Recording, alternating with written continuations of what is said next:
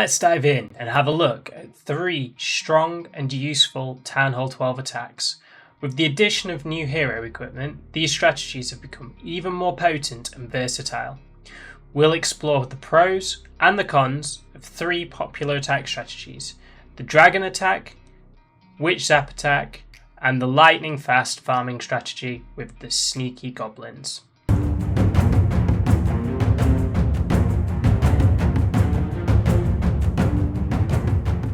Let's start with my favourite strategy, Dragons. So the hero equipment we'll be using is the Vamp Stash and the Giant Gauntlet for the King, the Giant Arrow and the Healer Puppet for the Queen, and the Eternal Tome and the Life Gem for the Warden. So what am I looking for when I begin an attack? I'm starting out by looking and finding where all of the air defences are located. I then draw a mental line of where a giant arrow could take out 2 of the air defences. Against this base, both options can cause big damage to lots of other defences as well as taking out 2 air defences, so I choose to deploy the Queen up at the top. I'll use her ability straight away while she's pointing in the correct direction.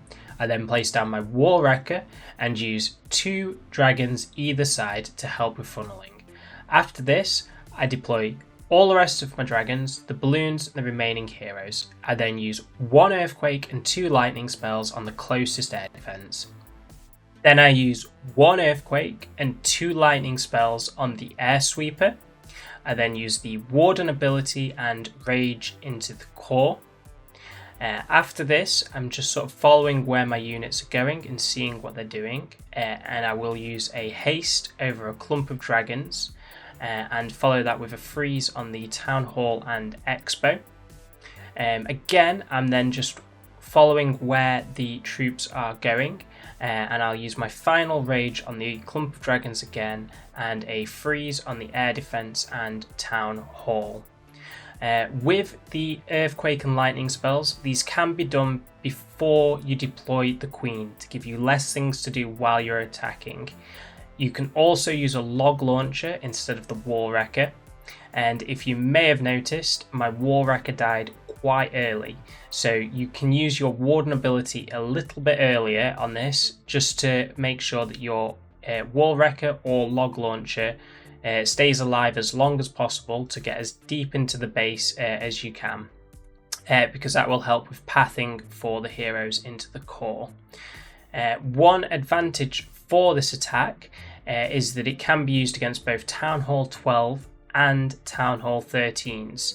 So you won't always get a 3-star of a Town Hall 13, but the Giant Arrow will destroy Town Hall 13 air defences, and so will the Earthquake and 2 lightning spells. One disadvantage with this is if you do miss with the Giant Arrow, it can definitely mean the difference between a 3-star and a fail. It takes a bit of practice to get the Giant Arrow down to a T. Another point is the Giant Arrow needs to be upgraded to level 15 to be strong enough to destroy the air defences, so that would also need to be taken into consideration. Let's now have a look at the second attack, Witch Zap. For this attack, we will stick with the Giant Gauntlet and Vamp Stash on the King, change the Queen to Invisibility Vial and Frozen Arrow, make sure the Warden is set to ground, and keep the Warden equipment the same. So the idea behind this attack is to use 1 Earthquake and 4 Lightning spells to take out 2 of the 3 Inferno Towers. I'm going to take out the 2 Inferno Towers which are set to Multi-Inferno. So I'm going to attack from the top side. This is to get maximum value from the log launcher to not only carve a path through the walls, but also damage buildings like the Eagle Artillery as it goes towards the Town Hall. So if you can target multiple defences around the Inferno Towers, then you will get better value from the lightning spells and the earthquakes. After the Inferno Towers are destroyed, you will then need to deploy your units starting with the Golems, spread across the top edge. Then place the log launcher in the centre and follow this by drawing a line of witches across the top and deploy your heroes following the log launcher. As your units start to move into the base, use the Warden ability before the log launcher dies. I should have also placed down my Headhunter to help with killing the enemy heroes. When your units head in towards the CC and trigger the CC, you will then want to place the poison spell on top of that to help get the CC troops down. So after this, you will want to follow what your units are doing. So if one of your heroes is starting to get low on HP, then you'll want to use their abilities, look for an opportunity to place down the archers where they can take out buildings without being taken out by any defenses, and look for any opportunities where you've got a big clump of units that you can rage. I personally have chosen to use my final rage as my units go towards taking out the town hall. So this is a very strong attack for Town Hall 12. And one thing I did forget to mention is the units inside the log launcher. And for this, you will want to take 2 Yetis and a wizard. And I also took the rage spell with my CC. The Yetis are really strong units because of the Yeti mites, which target defensive buildings.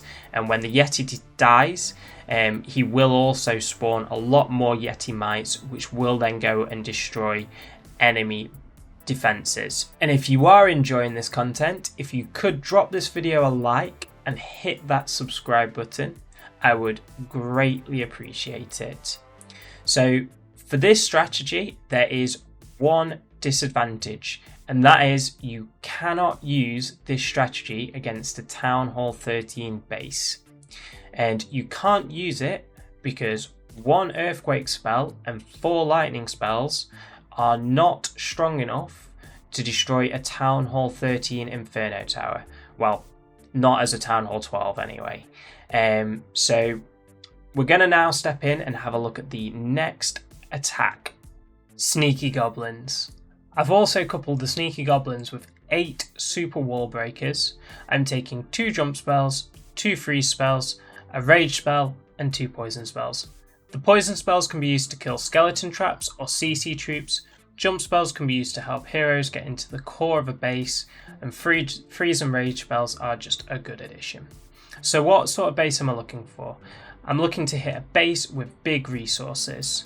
A base that the collectors are preferably on the outside and are looking fairly full, and storages that are fairly easy to get to. So we're going to start out by placing 1 goblin on each collector. They're going to take them out with ease. They're one of the fastest units at taking out resource structures because they're invisible for the first few seconds. It makes them very strong. So in just 20 seconds, using only 18 sneaky goblins, we're already taking out most of the available loot. So you could end the attack there, but let's get those storages. So using 2 super wall breakers, you can open up a compartment. You can then follow that with 5 goblins per storage. They'll easily take down a storage with just 5 super goblins. We're then going to send in 5 more super goblins to take out the next storage, and then we'll bring our attention down to the bottom compartment. We'll open it up and send in some more super goblins. For this one, I sent in 10, forgetting that there was an elixir storage there, so I should have just only sent in 5 initially.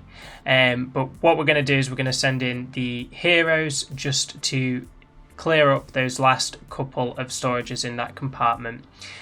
So I've done that because the idea of this is to use as few troops as possible to get maximum resources. We're not going for trophies. It doesn't matter if we lose an attack. It's speed attacking, and the fewer troops you use, the less training you have to do, and training takes time. If you are needing to get to the core or take out the town hall, you can take 4 earthquake spells to activate the town hall and clear some walls. With this strategy, you can have a lot of success without heroes. One disadvantage to sneaky goblins is you do need to either activate them with super potions or 25,000 dark elixir. So they can be quite expensive. The sweet spot for farming with this strategy at Town Hall 12 is Crystal or Low Masters, as you'll have more chance of finding dead bases. And That also means if you're wanting to stay in a higher league to maximise the daily star bonus ores for your hero equipment, this strategy might not be for you. Thank you to everyone who's watched to the end of the video.